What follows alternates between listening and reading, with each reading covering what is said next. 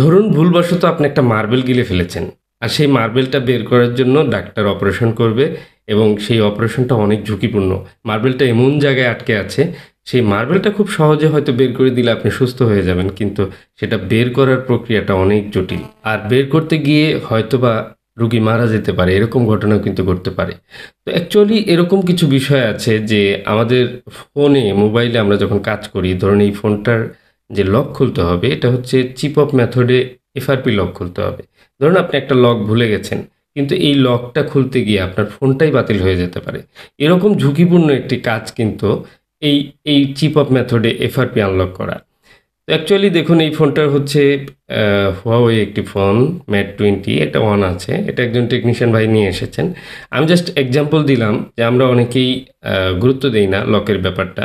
আপনার Gmail account বা pin code, password যেটা থাকুক এটা প্রয়োজনে ডায়েরিতে লিখে রাখবেন, ভুলে যেন না যান। কারণ এগুলো অনেক সময় হেয়ালি করে ভুলে যাওয়ার কারণে সেই ফোনটি কিন্তু অনেক ঝুঁকিতে পড়ে যায় এবং আপনার যে ডাটা থাকে সেটাও কিন্তু অনেক ঝুঁকিতে পড়ে যায়। তো আর যদি এটা ভুলেই যান তাহলে এই ফোনটা রিপেয়ার করতে গিয়ে অনেক সময় তার প্রাণনাশের সম্ভাবনা থাকে। তো হাস্যকর মনে হলেও এটা হয়তো উদাহরণস্বরূপ আমি বললাম। জাস্ট এ ধরনের কাজগুলো আমরা অ্যাভেলেবল অনেক সময় করে থাকি, বা আমি যদিও আনলকিং এর কাজ করি না, কিন্তু আমাদের এই সেক্টরে অনেক কিন্তু এ ধরনের সমস্যা হচ্ছে। বিশেষ করে গুগলের ফোনগুলো যেগুলো চিপ অফ মেথডে কাজ করতে হয় সে ধরনের কাজের মতোই এটা। এটা হচ্ছে Huawei Mate 20 এফআরপি লক করেছে। একজন টেকনিশিয়ান ভাই, উনি কিন্তু সফটওয়্যারে অনেক এক্সপার্ট, অনেক ট্রাই করেছেন। এক পর্যায়ে টেস্ট পয়েন্টই খারাপ হয়ে যায়, যে কারণে এটা আনলক করতে পারছেন না। ফোন রান রয়েছে, আপনাদের দেখালাম। তো এটা হচ্ছে তোশিবার ইওফেস। তোশিবা কোম্পানির ইওফেসগুলো খুব রেয়ার, বিভিন্ন মডেলে যেমন গুগলের মডেলগুলোতে আমি দেখেছি ব্যবহার করেছে। আর এগুলো খুব চিপ, পাতলা থাকে, যেগুলো কিন্তু রিমুভ করার সময় অনেক সময় ফুলে যেতে পারে। তো আমি এই চিপটি রিমুভ করব, যদিও Huawei ফোনগুলোর গ্লু বা আঠাগুলো অতটা হার্ড না, কিন্তু তারপরেও একটু সেনসিটিভ কাজ, যেহেতু রানিং একটি ফোন। আর পাশেই কিন্তু বিগ চিপ রয়েছে, মানে সিপিইউ, র্যাম এগুলো কিন্তু পাশেই রয়েছে। তো হিট দেওয়ার সময় অবশ্যই সতর্ক থাকতে হবে, সিপিইউ থেকে যেন কোনো বল বেরিয়ে না আসে বা কোনো ধরনের হিট লেগে ডেড না হয়ে যায়। তো আরেকটি বিষয় হচ্ছে খুব সেভ মেথডে কিভাবে আমরা এই স্টোরেজ আইসিটি রিমুভ করতে পারি, সেই বিষয়টিও আমরা দেখব। এবং কি এই স্টোরেজ আইসিটি রিমুভ করে সেটা শুধুমাত্র ওয়ান ক্লিকে কিন্তু এফআরপি আনলক হয়ে যাবে। মানে আনলকিংটা খুব ইজি থাকলেও এই হার্ডওয়্যার মেথডে আইসিটা খুলে বক্সের মাধ্যমে দিয়ে আনলক করাটা, এই আইসি রিমুভ করা এবং ইনস্টল করা, এই প্রক্রিয়াটা একটু জটিল। আশা করি আপনারা বুঝতে পেরেছেন। আমার যারা অডিয়েন্স রয়েছেন, ম্যাক্সিমাম অডিয়েন্স আসলে অনেকেই অনেক বিষয়ে ধারণা রাখেন। তারপরেও আমি একটু সহজ করে বললাম। তো এই কাজটি আসলে অনেক সময়ই দেখা যায় যে আমরা যে লকগুলো খুলি, লক অনেক সময় অনলাইন সাপোর্ট থাকে না বা অনলাইনে অনেক টাকা লাগে।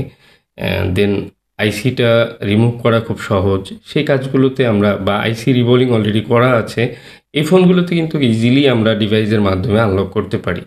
তো অ্যাকচুয়ালি যে ফোনগুলোতে হার্ডওয়্যার একদম ইনটেক রয়েছে বা ক্রিটিক্যাল কন্ডিশনে হার্ডওয়্যারে স্টোরেজ খুলে আনলক করাটা ঝুঁকিপূর্ণ, সেক্ষেত্রে অনলাইনটা আমি সাজেস্ট করব। অনলাইনে যদি আপনার আনলকটা করা যায় সবচেয়ে সেফ, ফোনটার জন্য সেফ। তো দেখুন স্টোরেজ আইসি আমি রিমুভ করছি। আহ, আমার কিন্তু 400 ডিগ্রি টেম্পারেচার দিয়ে আমি রিমুভ করলাম এবং কি খুব ইজিলি কিন্তু এটা রিমুভ হয়েছে। বলগুলো অক্ষত রয়েছে, উপরে নিচে সবগুলোই ঠিকঠাক রয়েছে। তবে এনসি বল রয়েছে এই ফোনগুলোতে, বা এই বিজিএ 153 যে ইউএফএস চিপটা রয়েছে। তো এই আইসিগুলোর দেখা যায় যে অনেকগুলো কিন্তু এনসি পিন, যে কারণে অনেক সময় কিন্তু এনসি পিনগুলো উঠে যায়, ভয়ের কোনো কারণ নেই। তো যাই হোক, আমি একটু মাদারবোর্ডটা ক্লিন করে নেব। খুব ধীরে ধীরে ক্লিন করতে হবে। আর সবসময় আমরা এই Huawei ফোনগুলো বা অন্যান্য যে মডেলের যে পাতলা মাদারবোর্ডগুলো থাকে, যেগুলো একটু আঁচড় লাগলে বা বেশি হিট লাগলে অনেক সময় প্রিন্ট উঠে যায়, লাইন উঠে যায়। তো এগুলো একটু সতর্কভাবে কাজ করা উচিত, বা করলে আশা করা যায় যে কোনো দুর্ঘটনা ঘটবে না।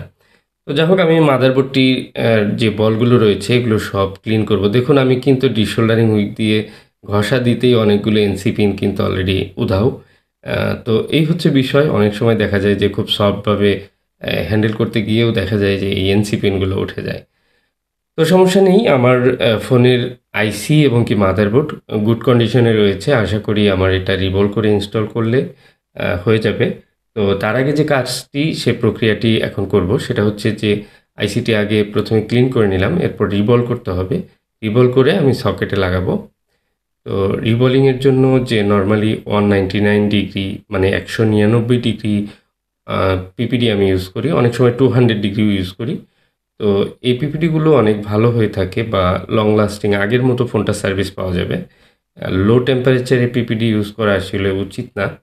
দেখা যায় যে খুব সহজে একটু আঘাতে অনেক সময় বলগুলো ভেঙে যায় বা ডেড হতে পারে। দেখুন, আমার আনলকিং কিন্তু শেষ।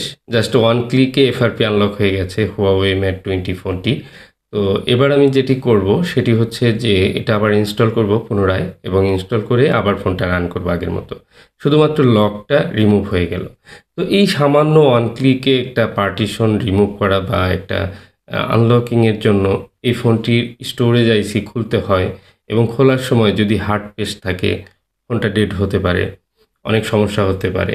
তো এরকম ঝুঁকিতে যদি না পড়তে চান, অবশ্যই আপনাদের ফোনগুলোর লকগুলোর ব্যাপারে সচেতন থাকবেন, কখনো যেন ভুলে না যান। বিশেষ করে জিমেল অ্যাকাউন্টটা অবশ্যই আপনারা মনে রাখবেন বা লিখে রাখবেন কোথাও। তো এই হচ্ছে বিষয়। আর Huawei ফোন বা অন্যান্য ফোনগুলো যেগুলো রয়েছে, ম্যাক্সিমাম ফোনই, অ্যান্ড্রয়েডের সব ফোনই কিন্তু এভাবে এফআরপি আনলক করা সম্ভব। বাট সবগুলো আসলে এই মেথডে আনলকিংয়ের প্রয়োজন হয় না। অনেক ইজি মেথড রয়েছে, আনলক টুল সহ বিভিন্ন টুলসের মাধ্যমে কিন্তু আনলক করা যায় ইজিলি।